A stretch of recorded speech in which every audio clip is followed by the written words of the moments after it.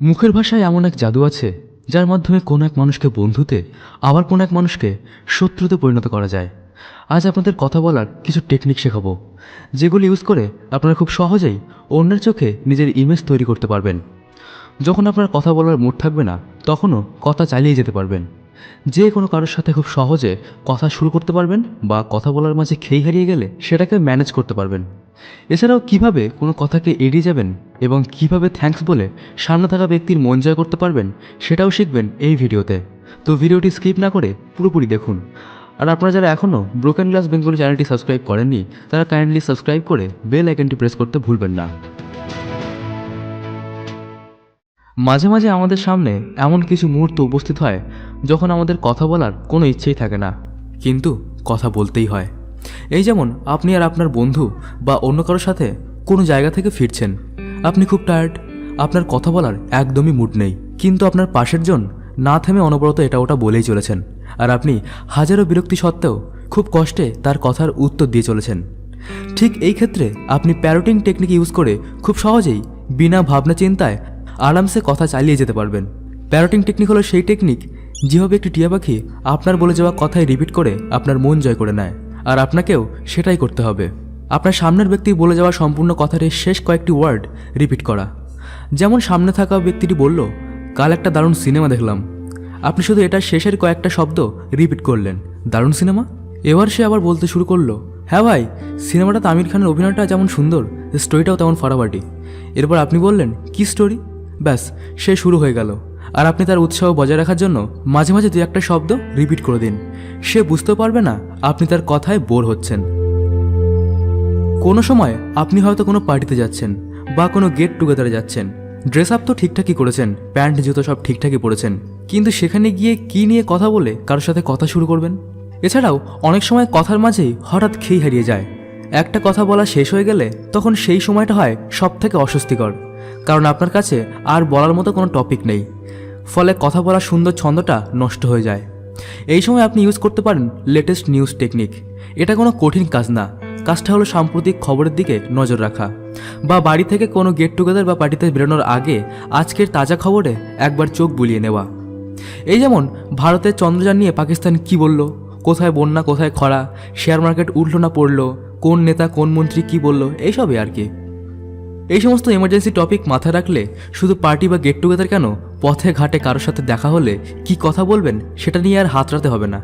আর সাথে সাথেই যত আপনি সবার সাথে হাসি মুখে কথা বলবেন, ততই সবার সাথে আপনার সম্পর্ক অনেক ভালো থাকবে। অন্যের চোখে নিজের ইমেজ তৈরি করতে কে না চায়? আমরা সবাই চাই অন্যের চোখে নিজের ইমেজ ভালো রাখতে। তাহলে অন্যের থেকে কোনো প্রকার সাহায্য পাওয়া অনেক সহজ হয়ে যায়। অন্যের কাছে নিজের ইমেজ ভালো রাখার সহজ পদ্ধতি হলো তার প্রশংসা করা।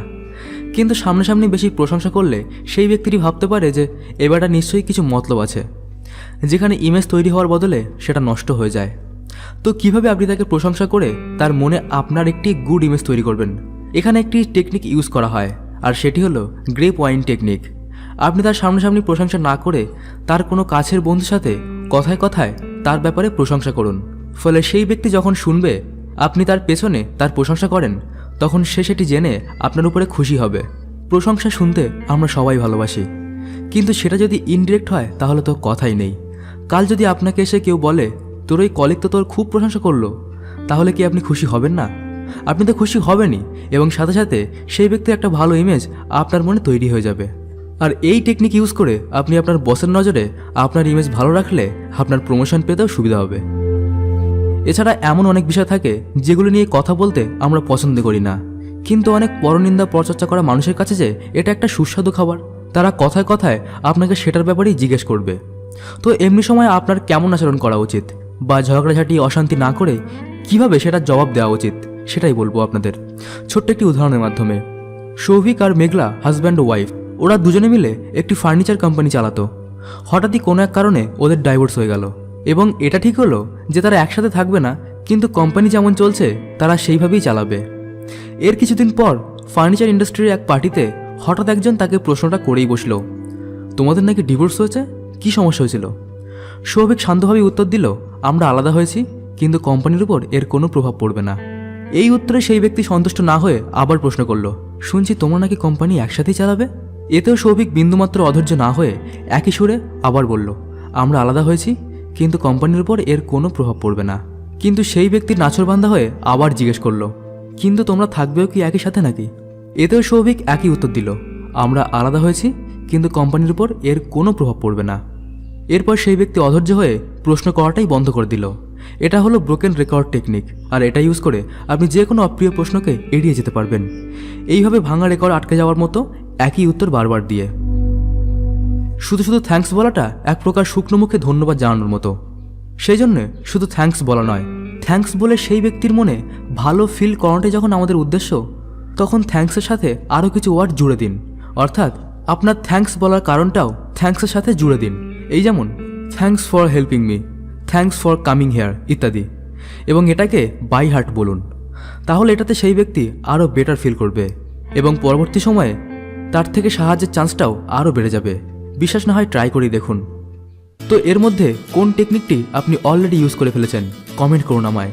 ভিডিওটি ভালো লাগলে লাইক করবেন, আর অবশ্যই বন্ধুদের সাথে শেয়ার করতে ভুলবেন না। আমি অর্চিত, কথা হবে পরের ভিডিওতে। টিল দেন ভালো থাকবেন, ধন্যবাদ।